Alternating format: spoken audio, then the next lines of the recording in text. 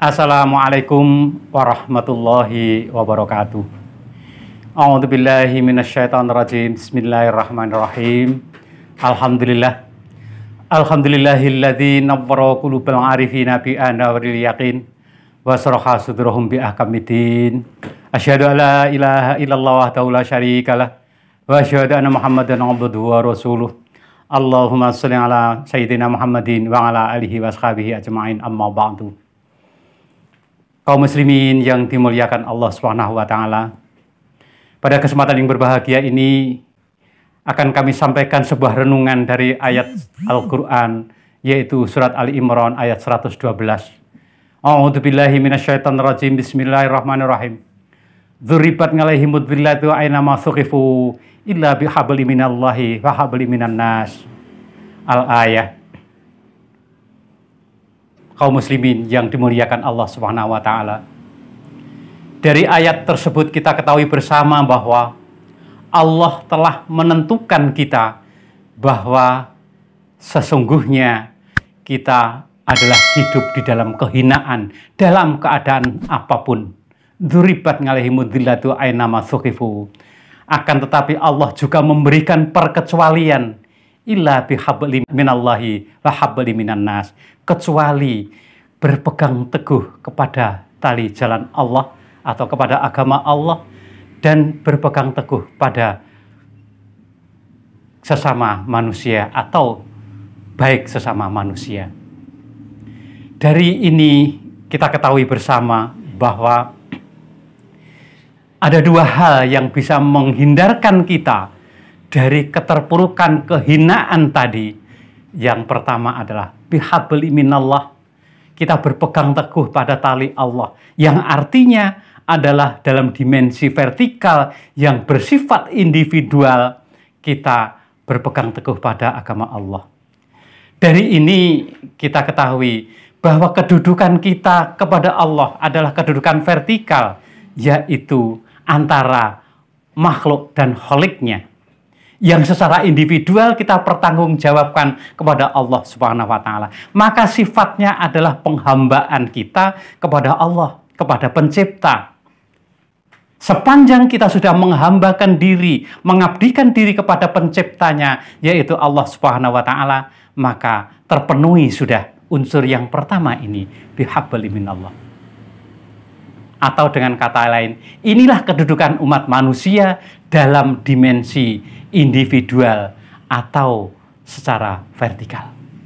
Kemudian yang kedua adalah prasyaratnya untuk bisa terhindar dari kehinaan tadi. Wahabli minan nas. Dan kita perbaiki hubungan dengan sesama manusia. Berbeda dengan yang pertama, bahwa hubungan dengan manusia kedudukannya adalah setara, seimbang. Dan karenanya memerlukan langkah-langkah yang bernuansa pengorbanan, yang bernuansa kekeluargaan, yang bernuansa kesetaraan, dan sebagainya, dan sebagainya, dan sebagainya. Inilah kedudukan manusia sebagai makhluk sosial menurut ciptaan Allah Subhanahu wa taala tadi. Untuk bisa mengaktualisasikan ini diperlukan sarana-sarana tertentu agar kita bisa mempunyai akses untuk kesetaraan, kesejajaran dengan manusia-manusia lain tadi, agar kita bisa berfungsi sebagai makhluk sosial. Bisa berimprovisasi dengan orang yang memiliki kelebihan ilmu dengan ilmunya, orang yang memiliki kelebihan harta dengan hartanya, orang yang memiliki kedudukan dengan kedudukan, dan sebagainya, dan sebagainya, dan sebagainya. Maka kaum muslimin yang berbahagia, di sisi lain Allah mensyariatkan adanya kewajiban zakat, infak, dan sedekah. Maka dengan zakat, infak, dan sedekah itu diharapkan akan muncul rasa kekeluargaan, rasa kebersamaan, rasa saling kasih antara satu dengan yang lain. Dan karenanya efek dari itu kemudian muncul sebuah perasaan bahwa di sisi lain ada saudara kita, ada keluarga kita, ada sesama kerabat kita yang perlu kita lakukan sikap-sikap baik, perlu kita lakukan penghormatan-penghormatan dan sebagaimana yang diperintahkan oleh Allah, maka berlaku baiklah sebagaimana Allah berlaku baik kepadamu. Wa ahsin kama ahsanallahu ilaika, kata Allah.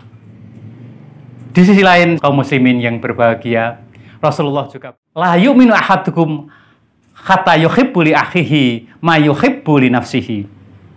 Tidaklah sempurna iman seseorang manakala belum bisa mencintai sesamanya seperti dia mencintai dirinya sendiri.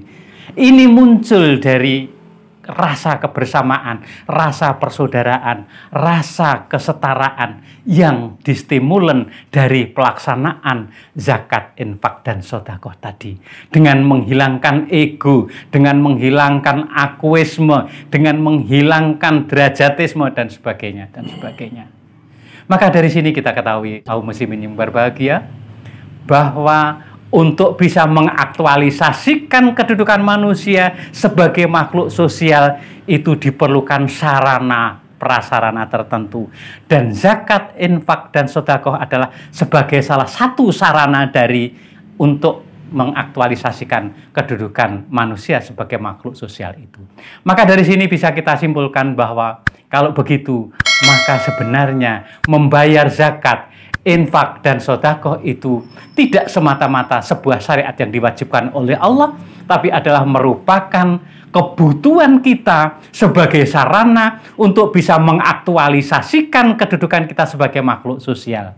Hubungannya adalah ketika kita bisa melakukan aktualisasi sebagai kedudukan kita sebagai makhluk sosial, maka kita akan terpenuhi kemungkinan kedua tadi, kita bisa terhindar dari kedudukan kita sebagai orang yang terhina. Kaum muslimin rahimakumullah. Namun demikian, memang tidak sedikit orang yang abai terhadap peringatan Allah itu.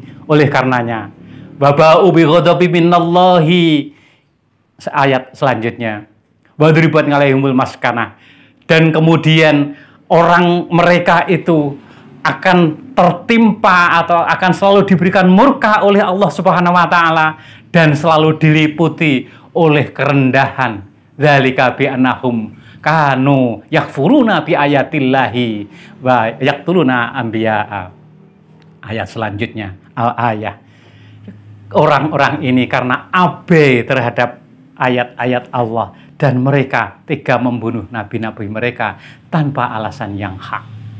Kaum muslimin yang berbahagia, pada akhirnya dengan sedikit ayat Allah yang bisa kita renungkan bersama ini tadi, kita ketahui bersama bahwa kita improvisasi sebagai makhluk sosial dalam kegiatan sehari-hari yang kita aktualisasikan dalam bentuk yang paling sederhana. Kita mengeluarkan sebagian harta kita dalam bentuk zakat, infak, dan sedekah, itu artinya adalah dapat mengentaskan kita dari kehinaan sebagaimana peringatan Allah di dalam awal ayat tadi. Mudah-mudahan kita diberikan keleluasaan, diberikan rahmatnya Allah sehingga kita mampu melakukan semua itu, sehingga karenanya kita bisa termasuk golongan hamba Allah yang tidak hina karena kita berpegang teguh pada dua hal, yaitu hablum minallah wa hablum minan nas. Demikian, mudah-mudahan ada manfaatnya bagi kita sekalian, dan kami akhiri billahi taufiq wal hidayah. Wassalamualaikum warahmatullahi wabarakatuh.